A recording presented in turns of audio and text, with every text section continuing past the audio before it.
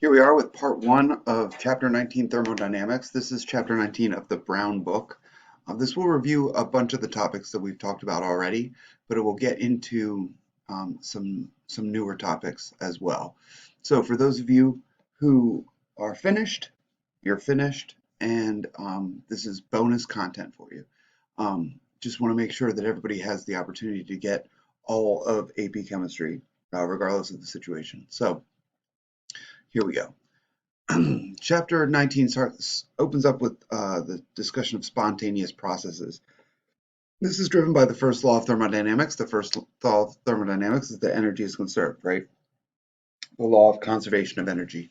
Energy cannot be created or destroyed in a chemical reaction, only changed in form. And so a spontaneous process is defined as one that proceeds on its own with outside assistance. So it has a certain direction to it, as opposed to equilibrium that we were talking about that can go both ways. So the direction of a spontaneous process is important because the forward direction is spontaneous, then the reverse direction of the reaction would be non-spontaneous. And so a reversible process is like we were talking about with equilibrium, where the system is changed in such a way that the system and surroundings can be restored to original conditions by exactly reversing the change. An irreversible process cannot be restored to the original conditions. That's what makes it irreversible. So spontaneous processes are irreversible because obviously back to here, the opposite is non-spontaneous. So clicking further, come on, let's go. There we go. Now we get to the topic of entropy. Entropy is defined as the randomness of a system. It's related to heat transfer and temperature. It's a state function just like enthalpy was. So entropy, indicated by an S, is the randomness, whereas enthalpy was the heat transfer at constant pressure. And so for phase changes, you can see entropy, is related to heat divided by the temperature, or enthalpy divided by the temperature. Since entropy is a state function, it is calculated by the final conditions minus the initial conditions. And so entropy as a state function is very similar to enthalpy in the way that it's used, in the way that it's calculated, but it is different in concept and also has slightly different units, which I'll show you. So the second law of thermodynamics states that any irreversible process, that's a process that could be spontaneous or non-spontaneous, but any irreversible process results in an overall increase in entropy, whereas a reversible process results in no overall entropy change. So irreversible processes, the entropy of the universe is increasing, right? It's greater than zero. So the entropy of the universe, the randomness of the universe is increasing for irreversible processes. For reversible processes, because they can go back, there is no general change overall in the universe. So here is an image of randomness and how randomness can be measured with respect to molecules. And so there's different vibrational and rotational states that are possible for in this case, a water molecule, right? So you have stretching of those bonds. Those are the vibrations. And so the stretching can be symmetric stretching, whereas they're both stretching away from each other in the same direction. Or it can be an asymmetric stretch. One is stretching out longer and the other is stretching shorter. Or you can have a wiggle, if you will, where the bonds get closer to each other. And then rotating is turning about an axis.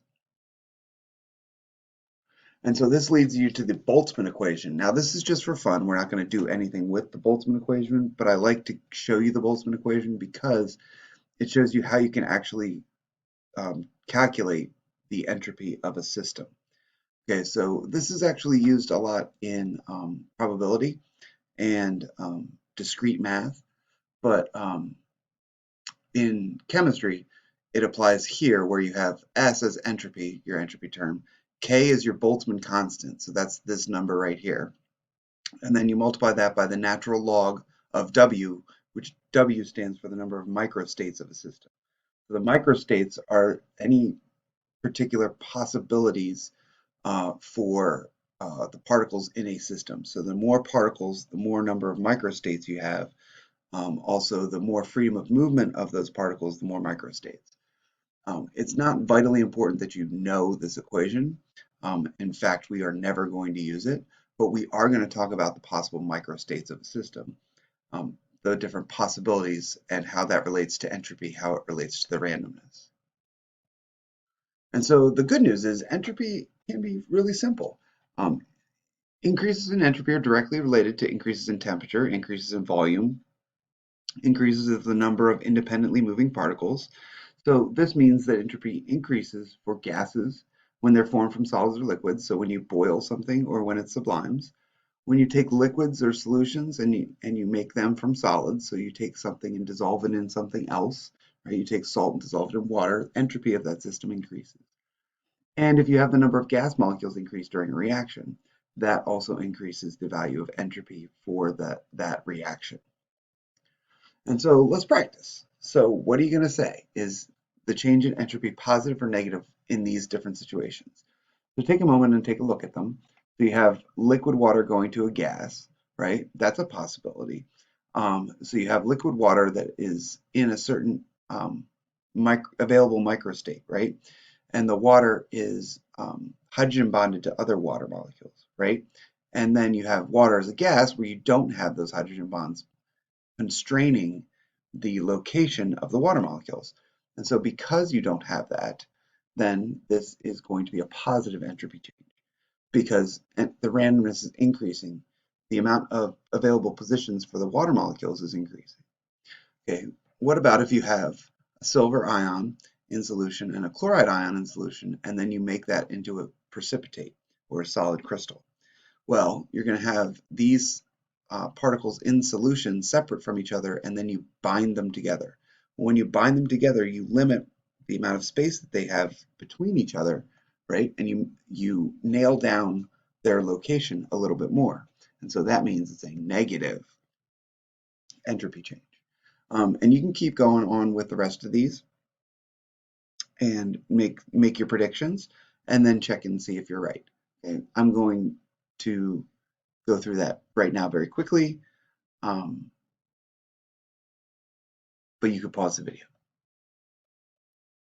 Okay, so entropy changes in chemical reactions are driven by the third law of thermodynamics. That says the entropy of a pure crystalline substance at absolute zero is zero. So this is actually the definition of absolute zero. Absolute zero is when you have the lowest point of entropy, the most order in a system. Okay, so that means that it would be like a perfect crystal, right? Those crystals are not vibrating, the crystals are not moving, and that is absolute zero, right? So as temperature increases, then the entropy of your system is going to increase because energy is added, right? And as you add energy to a solid, then it vibrates, those particles vibrate more, right? And then you get to the point where it melts, the entropy increases as it melts because they're going from a solid state to a liquid state. And then as a liquid is heated, entropy increases because you're adding more kinetic energy to those particles. Particles are moving faster, right? And then you get to boiling, where there's rapid increase in entropy, right? Because there's much more disorder, much more available microstates for a gas than there is for a liquid or a solid. And so standard enthalpies of formation, just like, oh, this is enthalpy. I have to change this. Entropies of formation, sorry, standard entropies of formation. Unlike enthalpies of formation, the standard molar entropy of an element is not zero, right? Because it's above 0 Kelvin. And so those are available to be calculated, but you could just look them up in a text, right? That's the best way to do it. But because entropy is a state function, you can also do products minus reactants, just like you can do with enthalpy. Okay? And you can also do Hess's law and add them up in a bunch of different ways. You can look up the values on in a table. And this table that is referring to is figure 19.414 in your textbook. Okay, so here's some standard enthalpies, or entropies. I looked them up, right? I stole them from your textbook. And we're going to do a sample calculation with them. So how would you calculate the change in entropy for the synthesis of ammonia? So ammonia, NH3, right? And you're synthesizing that from nitrogen and hydrogen.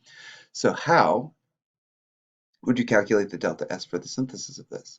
Well, you would take the products minus the reactants, right? So you have 2 times the entropy of the product ammonia minus the entropy of nitrogen plus 3 times the entropy of hydrogen, right? Because the coefficients matter, because this is in joules per mole. Now notice that it's in joules per mole. This is the tricky part about entropy, right? Entropy is in units of joules, whereas enthalpy and Gibbs free energy, which we'll talk about in a little bit, are in units of kilojoules, right? So that's going to be a little hairy later, but right now it's okay. So now you have this equation set up. You can just plug in numbers from over here, and you have 2 times 192.5, right? That's the entropy of ammonia minus the quantity of the entropy of nitrogen plus 3 times the entropy of hydrogen. So notice if we were doing enthalpies, the standard enthalpy of formation for these guys would be 0 because they're elements in their standard state, right? But it's entropy, so it's not. So the entropy change in this reaction is negative 198.3 joules per Kelvin. This is what we would expect. We would expect this sign to be negative, right? Because you're taking gases. You're taking 4 particles of gas and you're making it into 2 particles of gas. So that makes the randomness decrease because the number of particles decreases. Okay. So Gibbs free energy is the ultimate determination of whether or not a reaction is spontaneous. And so now might be a good time to just pause the video here, and we're going to go back to look at the other things that we can do. So we can what I'm going to have you guys do is work through these book problems. These are the thermodynamics book problems, okay? And so I will link them as an assignment for you, and then all you have to do is turn them in when you're done, but you're not going to do them all at once. So the first step would be to go in and do just to here, okay, to number 49, because that's what we've covered so far. And so notice that there's examples. The example that we did is exactly like this one, number 49. The predicting the sign is just like you did with the examples before. And then describing how entropy changes when these changes happen would be related to another example that we did. So give these a go. All right, you want to do up to 49 first, okay, and then don't continue on to 53 yet. Okay, so part 1, we're just doing the entropy aspect, okay? If you have any questions, please let me know.